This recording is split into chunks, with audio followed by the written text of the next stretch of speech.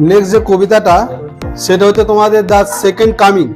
ঠিক আছে, এটা কবিতাটা হচ্ছে তোমার second coming. The second coming. Second মানে কি বলে জানি, দ্বিতীয়বার। আর কামিং মানে যেটা আসছে, মানে একটা নতুন করে জন্ম নেওয়ার কথা বলছে।